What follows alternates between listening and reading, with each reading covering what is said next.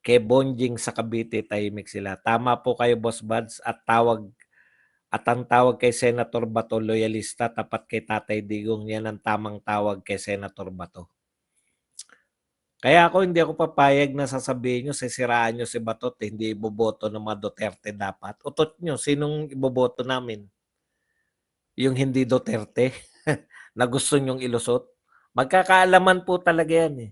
Simple lang po, no? Hindi po yan sa dami ng dakdak kung sino yung mga Duterte talaga. Kundi po yung susunod sa Duterte ngayong eleksyon, pinagbigyan na lang natin kasi sa totoo lang, yung sumunod pa kay Sara Duterte, yun pa ang tinuturing nilang hindi Duterte. Sino ba mas Duterte? Si Sara Duterte o ibang kandidato, anak ng tinapay o natatabunan ng COMELEC, dadayain talaga, gagawin ng lahat nila Lisa Garcia.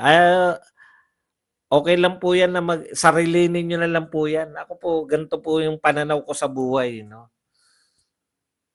Kung tayo po lalahok at hindi tayo magbabantay, wag na po tayo lumahok. Kasi yung mga nagsabing ganyan, dadayain lang. Wag po kayo dyan. Hindi pa po nadaya ang mga Duterte. Dito po sa Pilipinas, sa totoo lang po, no? Sa Pilipinas, wala po natatalong kandidato. Nadadaya lang. Kasi once na umaming ka, lalo na sa national, natalo ka. Wala ka na. Wala pa pong natalo na nakabalik eh. Yeah? Kaya lahat sila nadadaya.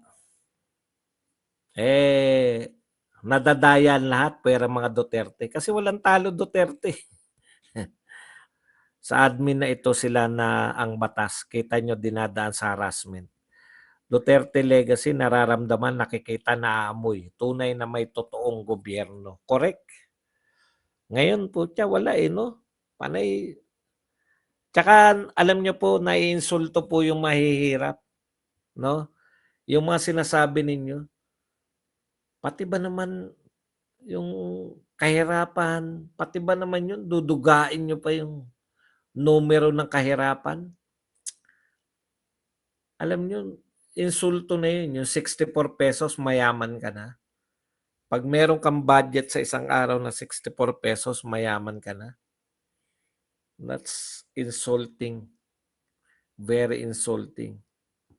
Dapat wag nang iboto ang mga yan, solid Duterte. Correct?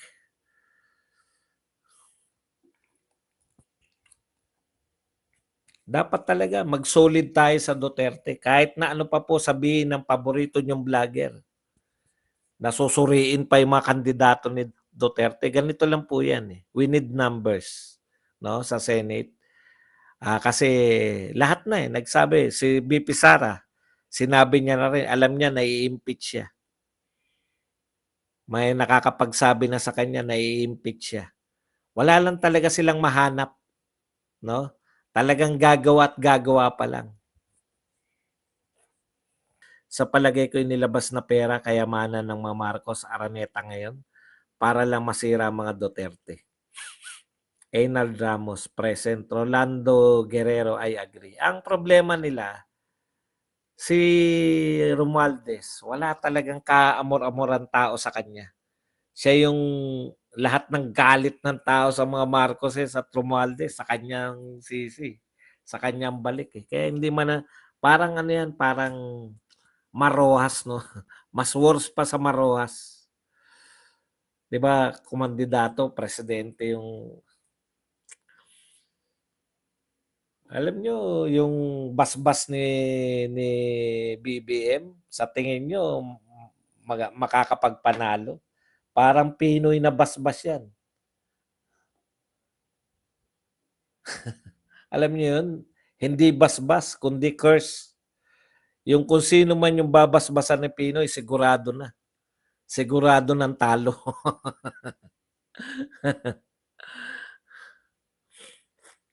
Nakikita ng Pilipino ang patakbo ni Kuting kaya nasabi na sila'y nabudol.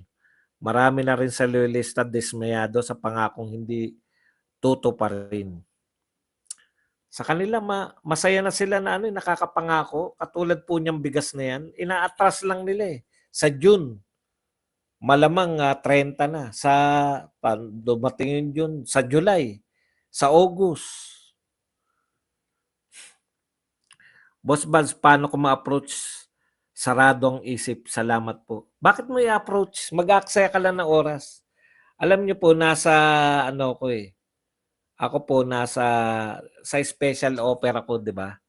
Hindi po lahat ng tao madadaan mo sa talkies. Dati alam niyo special opera, Crest toothpaste, special opera, suka toyo ketchup patis.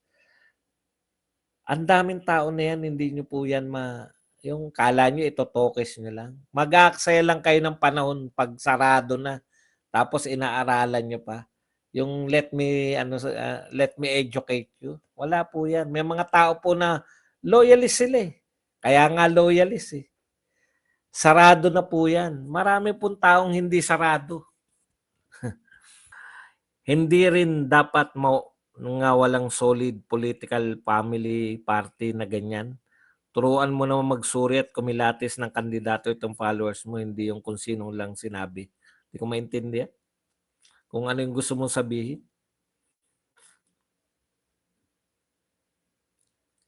Araw-araw kayo dito, matututo kayo magsuri. At sa suri namin, kinakailangan natin ng numero. Hindi mo na unawahan yan, Paulo. Alam ko na yan. Kung ikaw ay follower ng kung sino, syempre, pag nag-solid yung mga Duterte sa mga Duterte lang, matatalo yung bata mo, di ba? Talagang ganun.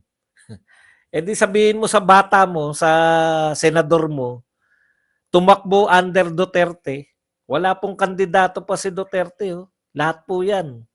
So far, eto pa lang po ang opisyal na kandidato. Bato, Bongo, at saka kung tatakbo raw si Singson, Chabit, Crazy Night. Yung sinasabi mo na hindi rin, walang solid. O di wag ka mag-solid. Yan talaga ngayon pa lang sinasabihan ka na hindi naman original sa'yo yan. Ganyan talaga. Di ba? Meron kayong kandidato na hindi tatakbo under Duterte dahil pinili si Marcos. Ngayon, sasabihin nyo rito sa mga Duterte, kinakailangan hindi tayo solid para maisingit nyo yung kandidato nyo. Huwag na tayo magbulahan. Nagbobulahan pa ba tayo? Kung yung kandidato nyo, totoong habang di patakbuhin nyo kay Duterte. Pwede naman. Wala pa namang lineup si Duterte na puno. Kung yung kandidato mo tatakbo kay Marcos tapos gusto mo iboto namin, utot mo. yan po yung sinasabi ko. Ganyang pag-iisip, yung kunwari, dapat hindi solid kasi hindi ba kayo marunong mag-isip? Di ba? Hindi ba kayo marunong mag-isip? Hindi ba kayo marunong mamili?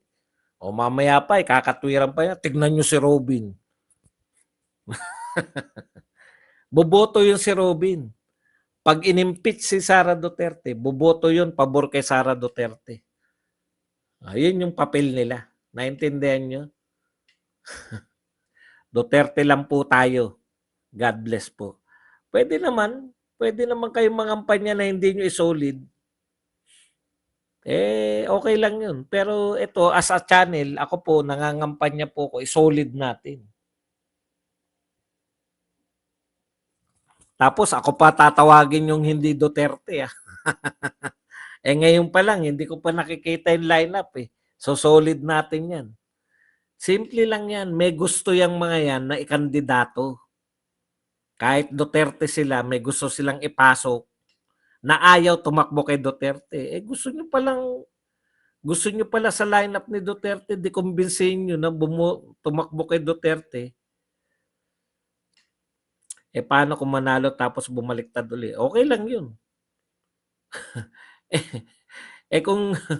Kung sa simula pa lang ayaw na kay Duterte, at least yung tumakbo kay Duterte, may 50-50 chance ka na manatili yun or bumaliktad. Yung ayaw tumakbo under Duterte, ayaw nga kay Duterte. Di ba? Logic lang po yan Natatakot kayo kasi sa ikakatwiran niyo naman si Tolentino nga, eh, Duterte na, eh, ba't bumaliktad pa? Correct. 50-50 pa rin ang chance mo. At least may 50-50 chance ka. Pero yung namili at hindi tumakbo kay Duterte, ano ibig sabihin nun? Ayaw niya kay Duterte. Ano sabi ni Pangulong Duterte? Bakit ko susuportahan yung mga taong ayaw sa akin? Sabi ni Nino Buds, kita mo yan tanong mo. Hindi ko alam kung ano ibig sabihin niyan, sabi Nino. Ano yung sinabi ko na tinatanong mo kung sino nagsabi? Kung ngayon daw magpa-hair follicle drug test, 10 out of 20 sa gabinete ni BBM ay positive. Kita nyo? Masaya sir, lalo na kung sa Sunabisda at BMR. Hindi ko maintindihan yung Sunabisda at BMR. Si Tamba, ibigay nila ang 1,000 ng mga SSS pensioner para sumikat sila. Crazy Brooks, bawi na lang tayo, Sir Bad, sa pagbalik ng Duterte. Good evening. Kuya Bads, tatakbo ba sa Senate si Chavit under kay Duterte? Sabi ni Duterte, pag tumakbo siya, susuportahan niya. Boss Bads, bulambig ni Banat Bay, wag daw solid, surin daw muna, patawa talaga. Yan pala eh. Yan ang mga solid Duterte. Nananawagan na wag mag-solid. Ako Pen Company kasama sa Legions ng Voltes 5. Alfred Hitchcock. Si Philip.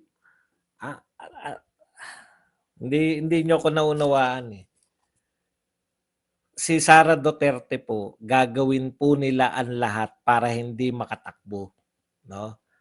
Ako sinasabi ko sa inyo, katotohanan. No?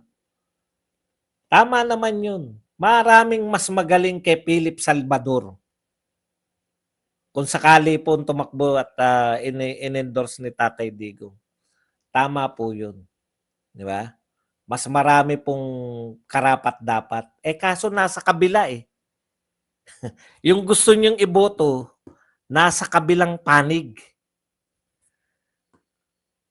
Kumbinsihin niyo kami na boboto kami ng mga Marcos senators. Mas gugustuhin ko pa yung pamparami lang kaysa bumoto ng Marcos senators.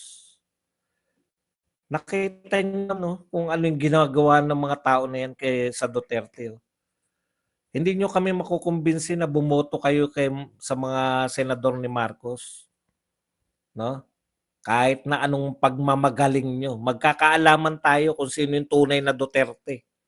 Matagal nyo na ako hindi sinasabihan na ako'y Duterte. Wala akong pakialam. Magkakaalaman tayo ngayon. Hindi nga tumakbo. Tumakbo nga kay under na, tatakbo nga kay under na Marcos, boboto namin. Kaming mga Duterte. Doon na kami sa pamparami lang. At least boto niyan para kay Sara pag nagka-impeachment. Sa totoo lang, alam niyo sa totoo lang, ang nagmamatter talaga, presidente.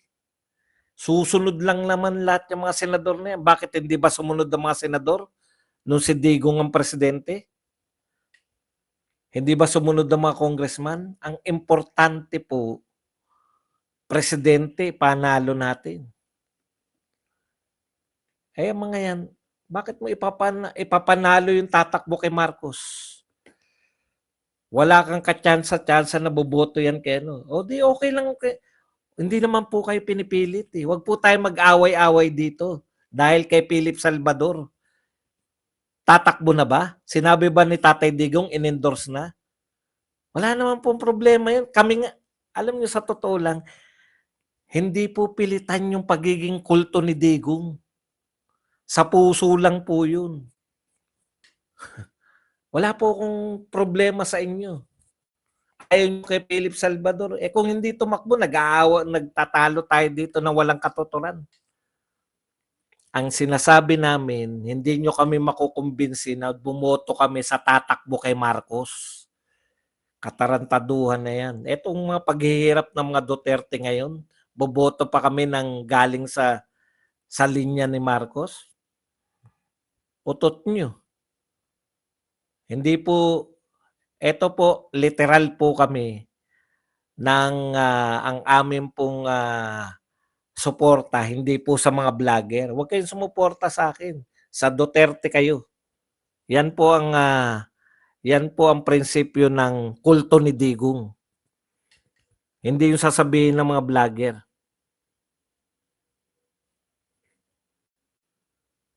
Hindi, no to Marcos lineup, no to Dilawan, Kakamping, and Makabayan lineup. Magsasarili sila mga lineup eh.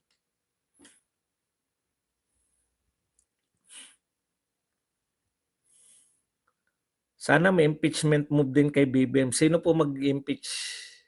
Sinong congressman?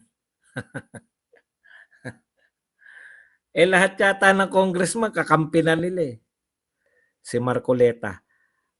Ulitin ko po no, kung anong sabihin ng mga Duterte na iboto natin, yun po ang sa amin. Sa amin di ko po kayo sinasama. Wala po akong ano eh, no? Kasi nga dyan nga magkakaalaman. Pero ito po pinaliliwanag ko sa inyo. Pati si BP Sara sinabi niya na isasalang siya sa impeachment eh.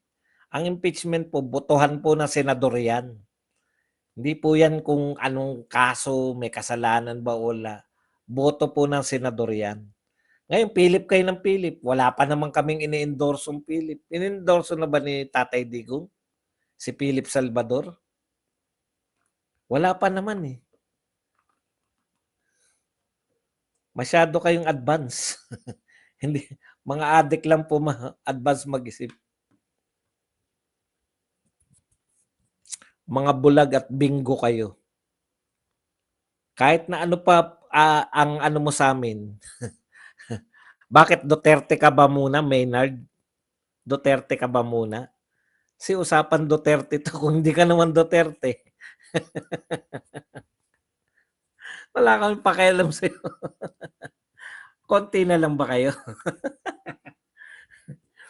Pansinin nyo ba, Boss Buds? Mukhang magkagalit si Bibi Matamba. Hindi na sila nakikita magkasama simula no Sona. Hindi ko po alam. I don't deal with chismis. Boss Buds, dun sa sinabi ni Banat Bay. Alam nyo, wag nyo pong pakialaman sa akin si Banat Bay. Okay lang, magsalita po siya na magsalita. Ito lang po ang concern ko, yung mga kikinig lang po sa akin. Paano ko mako-concern yung sinasabi ni Banat Bay? Wala akong pakialam dyan. Basta ito po sinasabi ko. Kasi kung pakikialaman ko lahat ng sinasabi ng mga vlogger, simple lang po, marunong po ako sa alliance.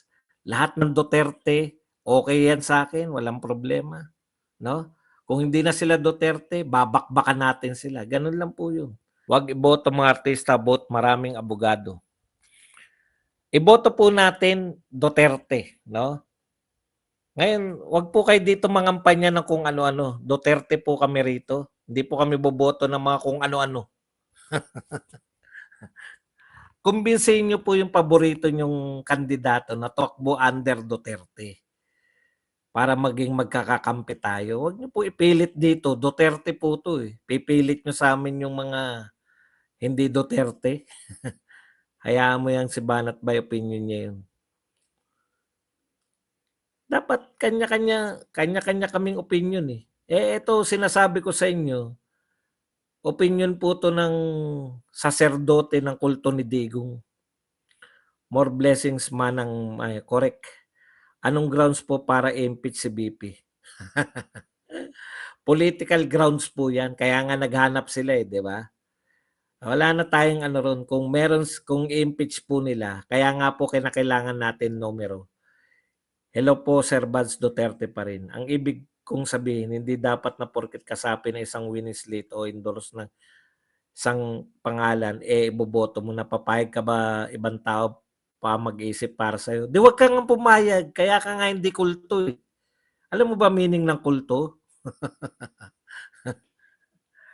Wag kang pumayag, malaya dito. Wala akong problema sa hindi ako makikipagtalo sa iyo.